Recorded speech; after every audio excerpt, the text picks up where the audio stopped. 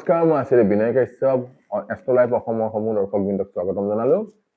আজি আহক আমি যোগৰ বিষয়ে জানো। যে মানুহে সাধাৰণতে কুণ্ডলী এখন চাই জ্যোতিষীয়ে কৈ দিয়ে যে আপোনাৰ বুধাদিত্য যোগ আছে, গুৰু চণ্ডাল যোগ আছে, বা মহালক্ষ্মী যোগ আছে, বা অন্য কিবা বিভিন্ন ধৰণৰ যোগ আছে, ঠিক আছে, সিংহাসন যোগ আছে।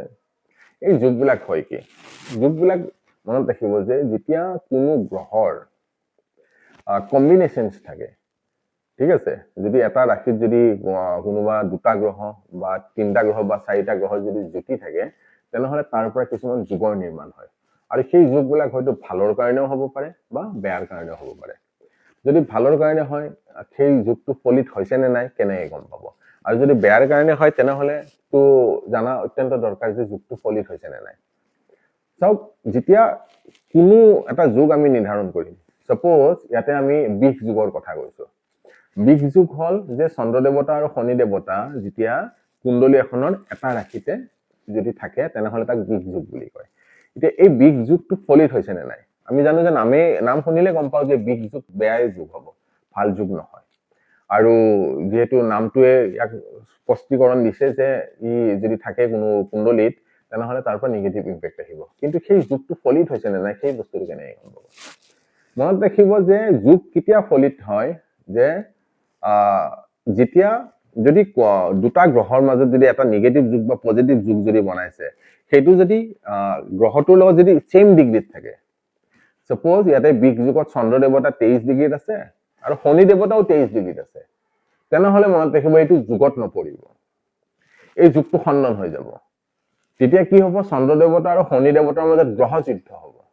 গ্ৰহ যুদ্ধ মানে হল কি যে তেওঁলোকৰ প্লেনেটাৰী ৱাৰ হ'ব, আৰু সেই প্লেনেটাৰী ৱাৰে এই যোগটোক নালিফাই কৰি দিব, আৰু সেইটো যোগত নপৰিব। আৰু যোগ হ'ব হলে এটলিষ্ট এটা চৰণ, আমি আগতেও কৈছো যে এটা নক্ষত্ৰ 4টা চৰণ থাকে, এটলিষ্ট এটা চৰণ মানে 3 ডিগ্ৰী 20 মিনিট সেই পাৰ্টিকুলাৰ যিকোনো গ্ৰহ দুটাৰ ডিষ্টেঞ্চ হ'বই লাগিব, তেতিয়াহে সি যোগত পৰিব। আৰু সেই যোগটো যদি ভালৰ কাৰণে হয়তো ভাল ৰিজাল্ট পাব, বেয়াৰ কাৰণে হলে বেয়া ৰিজাল্ট পাব। কিন্তু সেই গ্ৰহ দুটা যদি একেবাৰে 1 ডিগ্ৰীত থাকে, বা তেওঁলোকৰ ডিগ্ৰী ডিফাৰেন্স যদি 0 হয়, একোৱে নাথাকে, একে সেম ডিগ্ৰীত যদি থাকে, বা 1 ডিগ্ৰী ডিফাৰেন্স থাকে বা 2 ডিগ্ৰী ডিফাৰেন্স থাকে, তেনেহলে সি কোনোদিনা যোগত নপৰিব।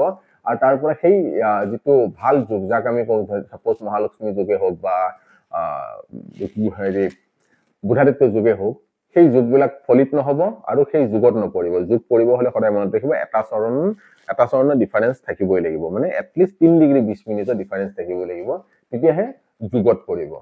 আৰু মনত ৰাখিব যে যোগ থাকিলে সব যোগে ভাল নহয় বা সব যোগে বেয়া নহয়। কিছুমান যোগে হয়তো আপোনাক খুব ভাল প্ৰভাৱ দিব, আৰু কিছুমান যোগে হয়তো আপোনাক বহুত অশুভ প্ৰভাৱ দিব। আৰু সেই শুভ অশুভ প্ৰভাৱবিলাক ভাল জ্যোতিষীৰ হাতৰ পৰামৰ্শ লয়, জ্যোতিষীৰ পৰামৰ্শ লয়, সেইবিলাক যদি ভাল যোগ হয়, তাৰ পৰা আৰু কেনেকৈ ভাল ৰিজাল্ট পাব পাৰি সেইটো বিষয়ে জানি ল'ব। বা তাৰ পৰা যদি কিবা নিগেটিভ এফেক্ট আহি আছে, সেই নিগেটিভ এফেক্টবিলাক কেনেকৈ দূৰ কৰিব পাৰি ভাল জ্যোতিষীৰ পৰামৰ্শ লৈ যেতিয়া আগবাঢ়িব, তাৰ পৰা আপোনালোকে সদায় ভাল ৰিজাল্ট পাব।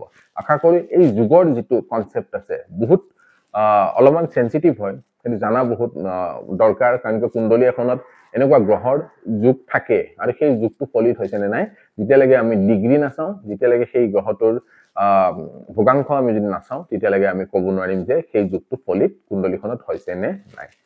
আশা কৰো এই ভিডিঅ'টো আপোনালোকক যোগৰ বিষয়ে অলপ হলেও জানাত সহায় কৰিব। যদি মোৰ ভিডিঅ' চাই ভাল লাগে, তেনেহলে চাই থাকিব এষ্ট্ৰলাইফ অসম। ধন্যবাদ।